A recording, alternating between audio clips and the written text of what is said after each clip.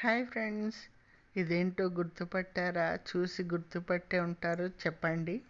ఎప్పుడు కావాలంటే అప్పుడు ఈజీగా ఇలా చేసేసుకోవచ్చు, చూసేయండి. Hi, hello, welcome back to my channel chef Manga vlogs అండి. ఇదేంటనుకుంటున్నారు? అప్పడాల పిండి అండి. చాలామందికి తెలిసి ఉంటుంది అప్పడాల పిండి. ఆంధ్రాలో ఉండే వాళ్ళకైతే చాలా బాగా తెలుసు.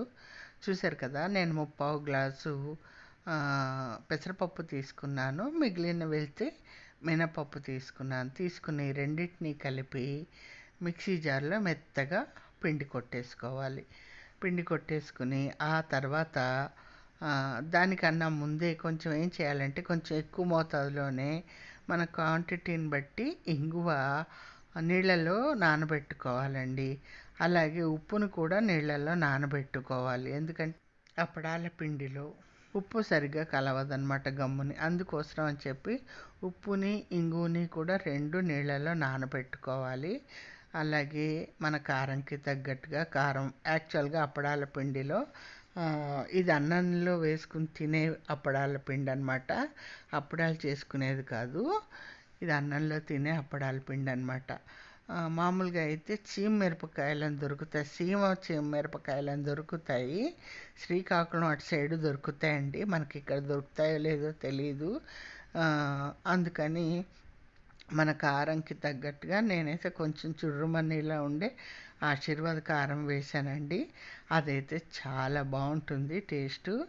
అది కారం కొంచెం ఎక్కువ ఉంటుంది అనమాట, స్పైసీగా ఉంటుంది ఆ కారం వేసుకుంటే. అప్పడాల పిండి తిన్నాము అన్న ఫీలింగ్ వస్తుందన్నమాట. చూశారు కదా.